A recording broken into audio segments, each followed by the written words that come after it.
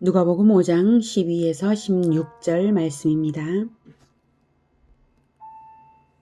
예수께서 한 동네에 계실 때에 온몸에 나병 들린 사람이 있어 예수를 보고 엎드려 구하여 이르되 주여, 원하시면 나를 깨끗하게 하실 수 있나이다. 하니 예수께서 손을 내밀어 그에게 대시며 이르시되 내가 원하노니 깨끗함을 받으라. 하신데 나병이 곧 떠나니라. 예수께서 그를 경고하시되 아무에게도 이르지 말고 가서 제사장에게 내 몸을 보이고 또 내가 깨끗하게 됨으로 인하여 모세가 명한 대로 예물을 드려 그들에게 입증하라 하셨더니 예수의 소문이 더욱 퍼지매 수많은 무리가 말씀도 듣고 자기 병도 고침을 받고자 하여 모여오되 예수는 물러가사 한적한 곳에서 기도하시니라. 사랑하는 형제 여러분, 2월 25일 목요일 저녁 묵상에 오신 것을 환영합니다. 예수님께서 갈릴리 여러 동네들을 다니시며 하나님 나라 복음을 전하실 때에 귀신을 쫓아내고 질병을 고치심으로써 하나님 나라의 맛을 보여주셨는데요. 11절까지에서는 제자들이 맛볼 하나님 나라의 맛을 보여주심으로써 베드로, 안드레, 야고보, 요한을 제자로 부르셨습니다.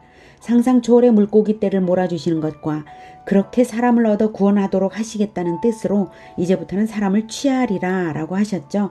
그게 바로 제자들이 맛보는 하나님 나라의 맛입니다. 예수님은 사람의 속을 다 아시기 때문에 이 사람이 제자가 될 사람인가 아니면 병만 고침받을 사람인가 이 정도를 이런 것을 다 아시는 것이죠. 그래서 사람에 따라 대응을 달리하여 주시는데요. 병자들도 일일이 손을 얹어 치료하시는 것처럼 영적 치유를 위해서 대상에 맞게 대해 주십니다. 제자로 부를 사람들은 순종을 시험하신 후 부르신 것이고요. 오늘 12에서 16절에서도 대상에 맞게 지침을 주신 사례입니다. 12절 예수께서 한 동네에 계실 때에 온몸에 나병 들린 사람이 있어 예수를 보고 엎드려 구하여 이르되 주여 원하시면 나를 깨끗하게 하실 수 있나이다 하니. 네.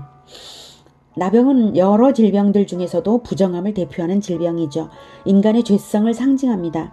레위기 13장 45, 46절에서는 나병에 걸리면 사회적으로 격리되어야 한다는 것을 명하셨습니다. 레위기 13장 45, 46절 나병 환자는 옷을 찢고 머리를 풀며 윗입술을 가리고 외치기를 부정하다 부정하다 할 것이요 병 있는 날 동안은 늘 부정할 것이라 그가 부정한즉 혼자 살되 진영 밖에서 살지니라 이렇게 명했어요.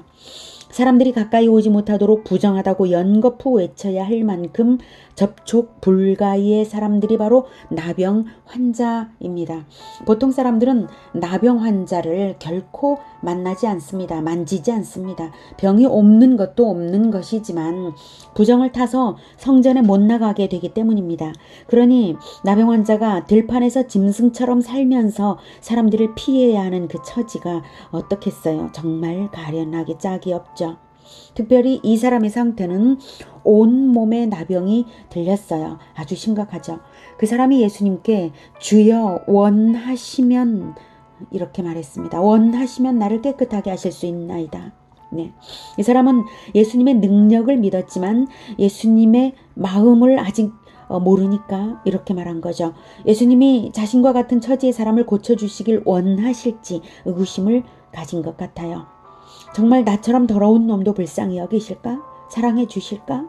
지금까지 나를 불쌍히 여긴 사람이 하나도 없고 그저 더럽다고 모두가 피했는데 내 가족들까지도 다 피했는데 예수님은 이 지경이 된 나를 고쳐주실까? 이런 마음이었던 것 같습니다. 오랜 동안 상처받던 마음이었기에 원하시면 혹시 원하시나요? 혹시 원하시기만 한다면 이렇게 예수님께 불쌍히 여김을 받고자 사모했던 것이죠. 그 마음을 아시는 예수님은 그 사람의 마음을 완전히 회복시킬 놀라운 행동을 하십니다. 13절 예수께서 손을 내밀어 그에게 대시며 손을 내밀어 그에게 대시며 말씀하신 것입니다. 주변에 보는 사람들도 놀랐을 거예요. 내가 원하노니 깨끗함을 받으라. 레위기 율법은 부정한 것을 접촉하기만 해도 부정이 옮습니다. 민수기에도 말하죠. 민수기 19장 22절 부정한 자가 만진 것은 무엇이든지 부정할 것이며 그것을 만지는 자도 저녁까지 부정하리라. 네. 부정한 자가 만진 것을 만진 자 만진 것을 만지는 자까지 부정하다고 하셨습니다. 의식적으로도 그렇고요. 의학적으로도 나병의 병균이 옮을 수 있습니다. 그런데 예수님은 그 나병 환자를 손을 대어 만졌습니다. 그 결과는 예수님이 부정해진 것이 아니라 그 사람의 나병이 곧 떠났습니다. 13절 나병이 곧 떠나니라. 이 사건이야말로 부정을 정결하게 하시는 분, 그리스도이심을, 예수님이 그리스도이심을 확증해주는 사건입니다. 부정한 것에 접촉하면 부정해지지만 그리스도께 접촉하면 정결함을 받는 것이죠. 민수기에는 정결하게 하는 물이라는 것이 있어요. 그 물이 뿌려져 부정한 것에 닿았을 때에는 오히려 부정한 것이 정결해집니다. 그 물은 바로 오실 그리스도의 예표인 것입니다. 민수기 19장 13절 누구든지 죽은 사람의 시체를 만지고 자신을 정결하게 하지 아니하는 자는 여호와의 성막을 더럽힘이라. 그가 이스라엘에서 끊어질 것은 정결하게 하는 물을 그에게 뿌리지 아니함으로 깨끗하게 되지 못하고 그 부정함이 그대로 있음이니라. 네. 민수기가 말하는 정결하게 하는 물이 무엇일까요? 우리는 보통 이런 말을 들을 때 보통 그 재료와 제조법이 궁금해지지만 여기서는 생략하겠습니다. 중요한 것은 그 물의 재료가 무엇인가가 아니라 그 물이 상징하는 것이 바로 그리스도의 보혈이라는 것입니다. 훗날 흘리실 그리스도의 피를 구약 이스라엘에게 수도 없이 하나님께서는 가르치고 기념하게 하신 것입니다. 제가 이것을 말씀드리는 것은 원리를 말하고자 하는 것입니다. 그 원리대로 원천이 되는 생명에 닿았을 때 생명을 얻는 원리 말입니다. 원천이 되는 정결함에 닿았을 때 정결함을 얻는 원리대로 그 나병 환자가 깨끗함을 받은 것입니다. 그 원리대로 나병 환자의 몸이 예수님께 닿았을 때 정결함을 얻은 것입니다. 원천자이시기 때문에. 그래서 생명의 원천자, 정결함의 원천자가 바로 예수님이신 것을 보인 사건입니다. 너무나 중하고 심각한 병이었는데도 치료가 너무 한순간이어서 오히려 문제가 무엇이냐면 그 나병 환자의 영혼이 완전히 정결해졌는지가 의문이죠. 몸만 치료되면 치료가 완성된 것이 아닙니다. 영혼도 정결해져야 해요. 네. 하지만 사람이 영혼이 어떻게 그렇게 쉽게 정결해집니까? 물론 이 나병 환자는 굉장히 충격을 받았을 거예요. 그리고 그 장면을 결코 잊을 수도 없을 거예요. 그리고 깨끗함을 받아서 이제는 정말 정결하게 살고 싶은 마음도 있을 거예요. 그러나 한순간에 완전히 그 사람의 더러운 습성들과 죄악된 마음 상태가 완전히 다 달라질까요? 그게 쉽지 않은 일이거든요. 예수님은 그 사람의 수준과 상태를 다 아십니다. 그래서 그 사람의 수준과 상태를 아시는 예수님께서 그 사람에게 합당한 명령을 주십니다. 14절 예수께서 그를 경고하시되 아무에게도 이르지 말고 가서 제사장에게 내 몸을 보이고 또 내가 깨끗하게 됨으로 인하여 모세가 명한 대로 예물을 드려 그들에게 입증하라. 이렇게 하셨죠. 이 명령은 레위기 14장에 나오는 규례인데요. 나병에서 나은 사람이 행할 정결예입니다. 나병에서 나은 사람은 몸만 나았을 뿐 아직 사회적으로나 의식적으로 정결함을 받는 과정이 남아 있습니다. 그래서 나병이 나았다고 해서 바로 집으로 갈 수 있는 것이 아닙니다. 먼저 모세가 명한 예물을 준비해서 제사장에게 가고 제사장의 지시대로 총 8일간 정결례를 행해야 합니다. 레위기 14장 4절부터 보도록 하겠습니다. 제사장은 그 정결함을 받을 자를 위하여 명령하여 살아있는 정결한 새 2마리와 백향목과 홍색실과 우슬초를 가져오게 하고, 살아있는 정결한 새 2마리는 우리의 영혼을 상징합니다. 그러니까 나병에서 나음 받은 자의 영혼인데요. 저는 이제 우리로 적용해야 되니까 우리라고 말씀을 드리는 것입니다. 옛사람과 새사람이죠. 2마리이니까. 우리는 옛사람이 있고 새사람이 있습니다. 우리 영혼은. 그래서 예수님을 믿어 구원받았다고 해서 완전히 새사람으로 하루아침에 되지를 않아요. 그래서 옛사람이 자꾸 작용을 하죠. 그래서 옛사람과 새사람이 있는데 그리고 백향목, 우슬초, 홍색실은 정결함을 받는 도구들입니다. 5절 제사장은 또 명령하여 그 새 하나는 흐르는 물 위 질그릇 안에서 잡게 하고 두 마리 새 중 옛사람을 의미하는 새는 죽어야 합니다. 그래서 질그릇 안에서 잡는 것인데요. 질그릇은 진흙으로 만든 토기입니다. 왜 토기 안에서 잡게 하냐면 질그릇도 사람을 상징하는 것입니다. 질그릇은 내 육신의 겉사람을 의미합니다. 육신의 겉사람, 질그릇입니다. 겉사람 안에 진짜 나인 옛사람과 새사람이 있는 것이죠. 그래서 옛사람을 잡는 것입니다. 질그릇 안에서. 질그릇 안에는 흐르는 샘물을 떠담아 두었습니다. 그 흐르는 샘물은 바로 예수님의 보혈을 의미하는 것입니다. 거기서 잡으니까 새의 피가 샘물에 섞이겠죠. 네. 흐르는 물은 생명수, 즉 영원히 흐르는 생명을 주는 마르지 않는 물, 그리스도의 보혈을 의미합니다. 그리스도의 보혈에 우리의 옛사람의 죽음이 연합됩니다. 6절, 다른 새는 산채로 가져다가 백향목과 홍색실과 우슬초와 함께 가져다가 흐르는 물 위에서 잡은 새의 피를 찍어. 네, 다른 새, 즉 새 사람은 죽이지 않는데요. 다른 새는 죽이지 않아요. 그러니까 새 사람은 살았죠. 그 새가 죽지 않을 수 있으려면 죽은 새의 피와 흐르는 샘물이 섞인 핏물의 세례를 해야 합니다. 세례의 도구는 백향목, 홍색실, 우슬초입니다. 백향목은 향기가 좋고 생명력이 좋은 나무이고요. 백향목과 우슬초 둘 다 방부제 역할을 하는 것이고 다시는 썩지 않는다는 의미와 정결함을 의미합니다. 홍색실로 백향목에 우슬초를 묶어서 그것으로 핏물을 찍어 살아있는 새에게 발라주어야 하는데요. 묶는 실의 색깔도 보혈을 상징하는 붉은색 실로 묶습니다. 새 사람이 되는 데에는 도구들도 역시 그리스도의 죽음이 반영된 도구들을 사용을 하는 것입니다. 우리 각 사람이 새 사람이 되는 데에는 사회적인 도움이 필요한 거예요. 주변의 여러 사람들이 사회적인 도구가 되어줍니다. 보혈의 향기를 가진 사람들, 그 사람들이 사회적인 도구가 되어서 우리를 새 사람이 되게 한다는 의미입니다. 그들도 역시 그리스도인이어야 쓰임 받는다는 의미로 보는 것입니다. 7절, 나병에서 정결함을 받을 자에게 7번 뿌려, 그 물을 뿌리는 거죠. 정결하다, 그래서 정하다 하고 그 살아있는 새는 들에 놓을지며, 네, 그 핏물을 새에게도 뿌리지만 당사자인 사람에게도 뿌립니다.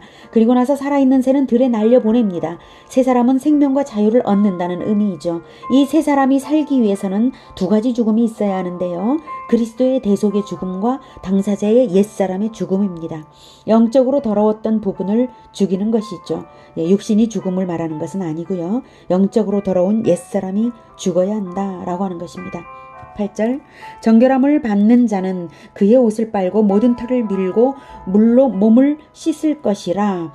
그리하면 정하리니 그 후에 진영에 들어올 것이나 자기 장막 밖에 이레를 머물 것이요. 네, 영적으로 정함을 받는 절차로 끝난 것이 아니라 이제 사회적으로 또 인정을 받아야 합니다. 그래서 옷을 빨아입고 몸의 상태를 확인받기 위해서 모든 털을 밀고 몸을 씻고 나서 비로소 정하다고 인정받는 것입니다.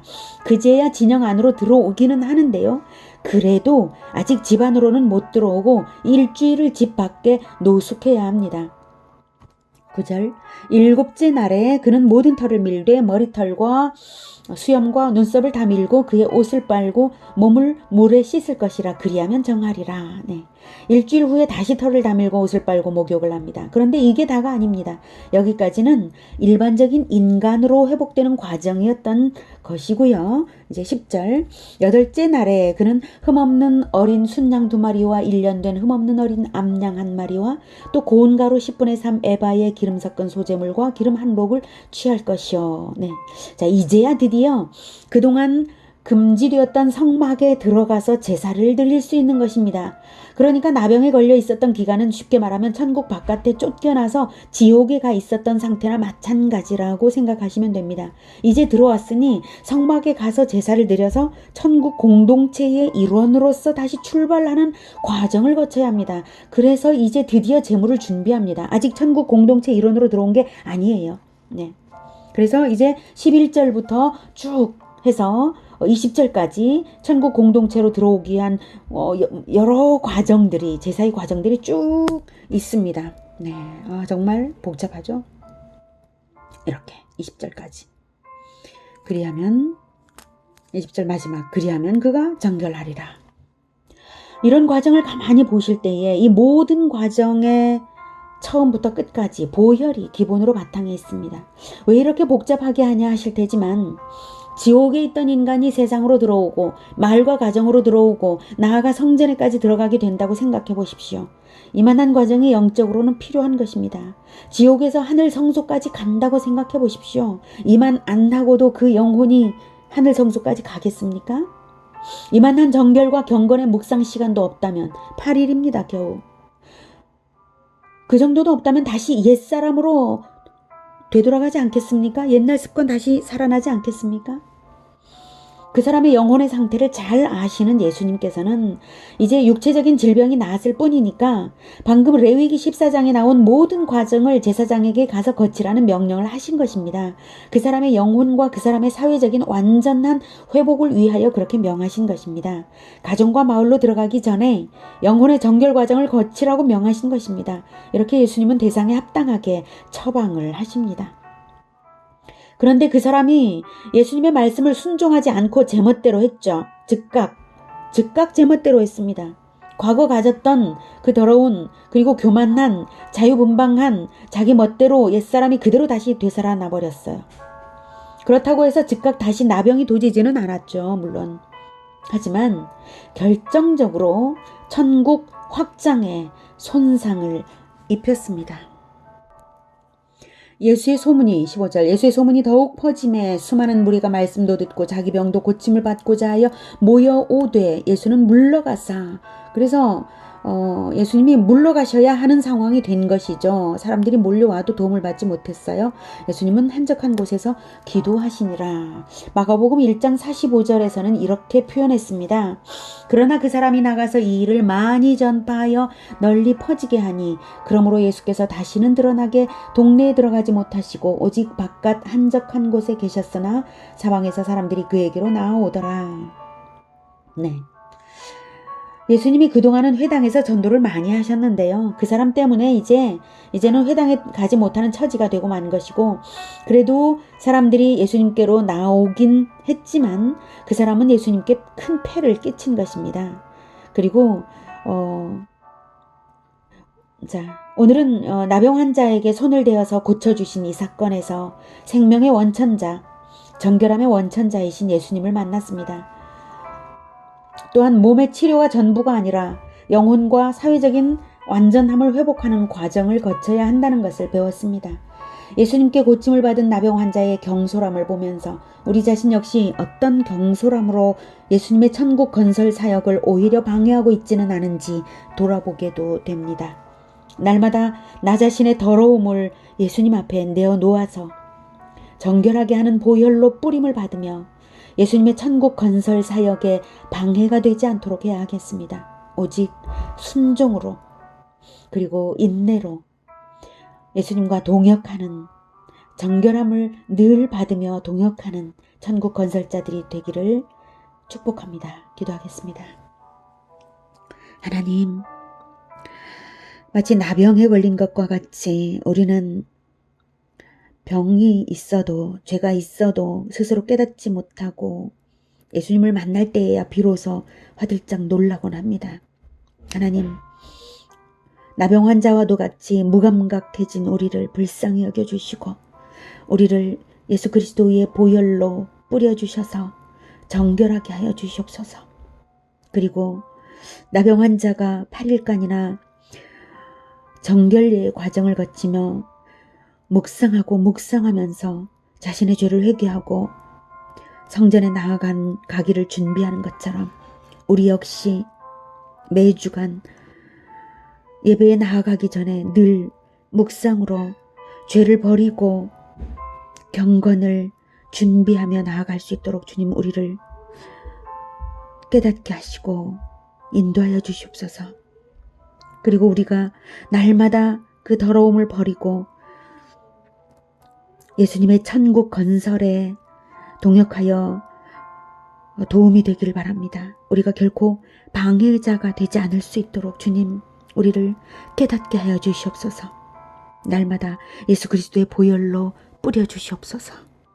예수 그리스도 이름으로 기도드립니다. 아멘. 이어지는 시간은 개인 기도 시간입니다.